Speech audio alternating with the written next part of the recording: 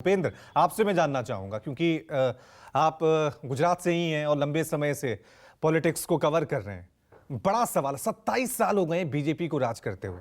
अगर मैं एक दिल्ली से आपसे सवाल पूछूं या एक आम हिंदुस्तानी होने के आपसे सवाल पूछूं कि वजह क्या है, दूसरी पार्टियां सामने क्यों नहीं आ पा रही? क्या वजह विकास है? क्या वजह बीजेपी की चुनावी रणनीति है? क्या वजह है डर है, खौफ है? क्या वजह है कि दूसरी पार्टियां अभी भी जोरदार टक्कर नहीं दे पा रही है बीजेपी को?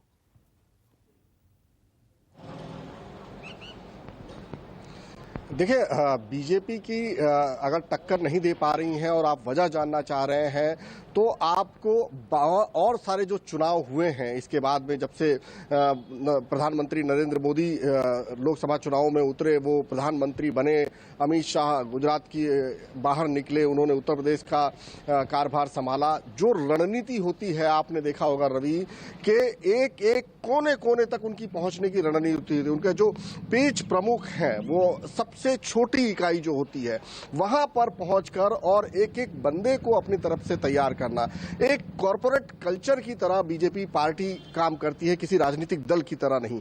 उनके अलग अलग संगठन होते हैं जो लोगों तक पहुंचते हैं, अपनी बात पहुंचाते हैं, उनको कन्विंस करते हैं, उनका गुस्सा भी झेलते हैं, उनको जो भी उनकी शिकायतें होते हैं वो भी सुनते हैं और उसके बाद उनका ब्रेन वॉश करते हैं। और ये सिर्फ दल के लोग नहीं होते हैं, इनमें आरएसएस के लोग भी होते हैं, उनके जो प्रस्तावक होते हैं वो होते हैं, प्रचार प्रसार के लिए अलग अलग विस्तारक का एक झुंड होता है जो चुनाव से कई दिन पहले ही निकल जाता है, गांव गांव में जाता है, रुकता है, उनकी बातें सुनता है, उनसे रूबरू होता है, तमाम गवर्नमेंट की योजनाएं जो हैं वो लोगों तक पहुंचाता है। तो इस तरह के बहुत सारे ऐसी चीजें हैं, संगठन है जो बीजेपी के लिए काम करते हैं। बीजेपी एक राजनीतिक दल पर जो काम करता है वो करता ही है, उनके नेता होते हैं, उनके अपने विधायक होते हैं, ये तमाम चीजें होती हैं।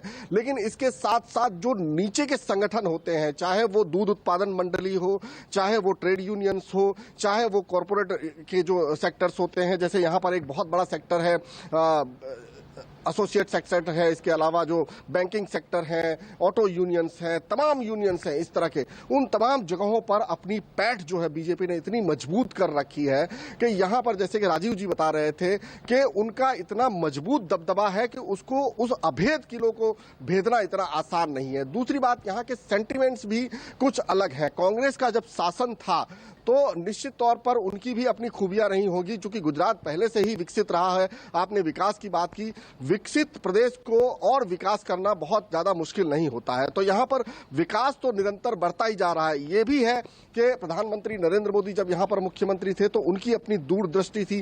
कई ऐसे योजनाएं हैं, जैसे कि नर्मदा का पानी कच्छ तक पहुंचाना, सौराष्ट्र तक पहुंचाना, एक एक जिले तक पहुंचाना, वो एक बहुत बड़ी उनकी उपलब्धि रही है।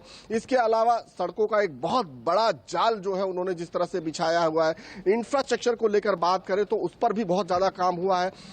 लेकिन जैसा कि अक्सर हम लोग बोलते हैं, विकास जो है वो चुनाव जीतने के लिए काम नहीं आता है। विकास सब जगह होता है, कई जगह कई राजनीतिक दल करते हैं, लेकिन अहम मुद्दे जो होते हैं, उनके अपने सेंटिमेंट्स जो होते हैं वो चुनाव जिताते हैं। और गुजरात में एक बात बीजेपी बहुत ताल ठोक कर कहती है कि 27 सालों में एक भी दिन कर्फ्यू नहीं लगा गुजरात में। आपको अगर आप पिछले इतिहास में जाएंगे, कांग्रेस के इतिहास में, तो ऐसा अक्सर होता था कि महीने में या कहीं पर उत्तर प्रदेश में कुछ हुआ, बिहार में कुछ हुआ या कहीं अयोध्या में कुछ हुआ, लेकिन कर्फ्यू गुजरात में लग जाता था।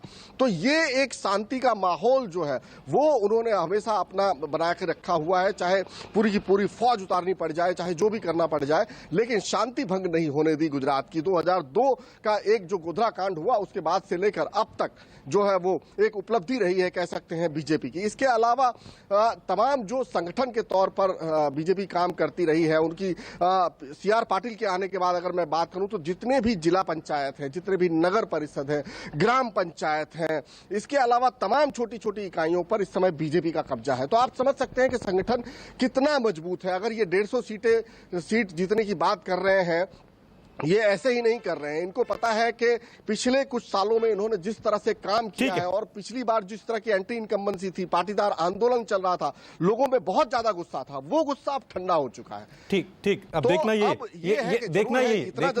हम सवाल ये उठा रहे हैं कि 27 साल हो गए हैं, भूपेंद्र, 27 साल हो गए हैं और एंटी इनकम्बेंसी क्या गुजरात में नजर नहीं आ रही है? अपने आप में बड़ा सवाल है। नमस्कार, मैं हूं मानक गुप्ता। अगर आपको हमारा ये वीडियो पसंद आया हो तो इसे लाइक और शेयर जरूर करें, और हां, हमें सब्सक्राइब और फॉलो करना ना भूलें ताकि आप देश और दुनिया की कोई खबर मिस ना करें। तो जुड़े रहिए हमारे साथ और देखते रहिए न्यूज़ 24।